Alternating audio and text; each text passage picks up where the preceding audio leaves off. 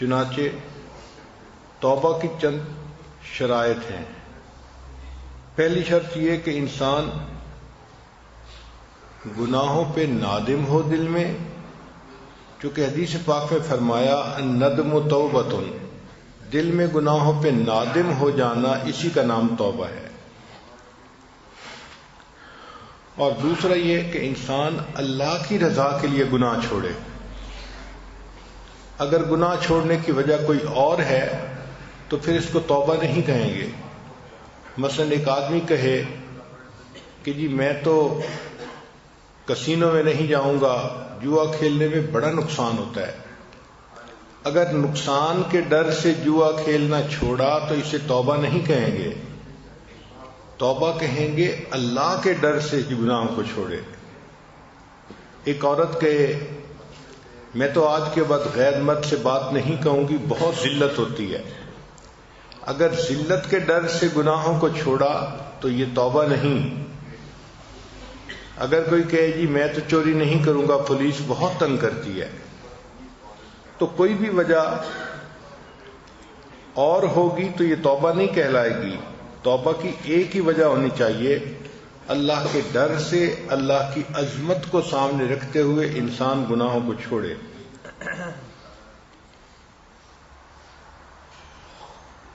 اور اس کے دل میں عزم ہو کہ میں نے آئندہ گناہوں کو بالکل نہیں کرنا۔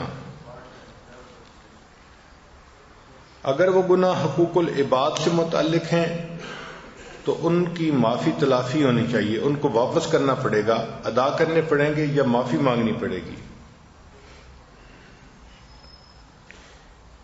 پھر جو بندہ توبہ کرتا ہے اس کو اپنے نفس پہ اعتماد نہیں کرنا چاہیے۔ اگر نفس پہ اعتماد کرے گا تو نفس اس کو پھر دوبارہ گناہوں میں ملوث کر دے گا۔ پھر ایک اہم بات کہ انسان برے دوستوں کو چھوڑ دے، یہ توبہ کرنے کے بعد سب سے اہم کام ہے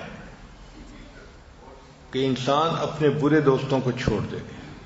اگر دوست وہی رہیں گے تو اس کو دوبارہ وہ گناہ کی طرف کھینچ لیں گے۔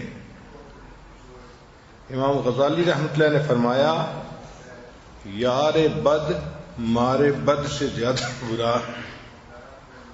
مارے بد فارسی میں کہتے ہیں زہریلے سانپ کو، کہ برا یار زہریلے سانپ سے بھی زیادہ برا۔ اور یہ بات سمجھ میں آتی ہے کہ سانپ ڈس لیتا ہے تو انسان کی جان چلی جاتی ہے، اور برا یار ڈس لیتا ہے تو انسان کا ایمان چلا جاتا ہے۔ تو یار بد مارے بد سے زیادہ برا۔ پھر وہ آگے لکھتے ہیں کہ یار بد شیطان سے بھی زیادہ برا۔ جب پہلی مرتبہ یہ بات پڑھی تو میرے اپنے دل میں یہ اشکال پیدا ہوا کہ وہ برا دوست کوئی فاسق و فاجر مسلمان بھی تو ہو سکتا ہے، تو ایک کلمہ گو مسلمان جتنا بھی برا ہو جائے کم از کم شیطان سے تو برا نہیں ہو سکتا۔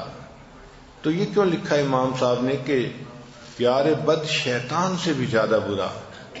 لیکن آگے امام غزالی رحمۃ اللہ نے اس کی تفصیل دی۔ وہ فرماتے ہیں کہ شیطان انسان سے گناہوں کا ارتکاب جب کروانا چاہتا ہے تو اس کے ذہن میں وسوسہ ڈالتا ہے، اس کے ذہن میں میسج بھیجتا ہے، گناہ کرنے کا خیال ڈالتا ہے۔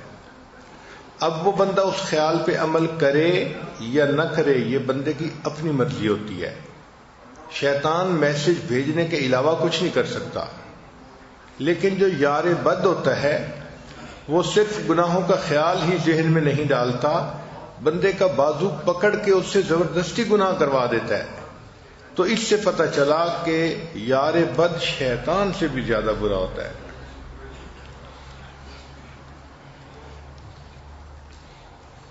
پھر حرام اور ممنوع اشیاء کو تلف کرنا، مثلا کہیں انوالومنٹ تھی اور فوٹو اپنی یادداشت کے لیے رکھے ہوئے تھے تو ایسے تمام فوٹوز کو تلف کر دینا یہ ضروری ہے۔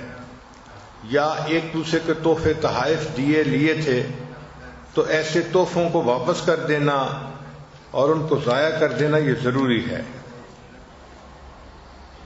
اور اگر حرام مال سے اپنے جسم کو پرورش دی تو اب اس جسم کو نیکی کے کام میں لگانا ضروری ہے.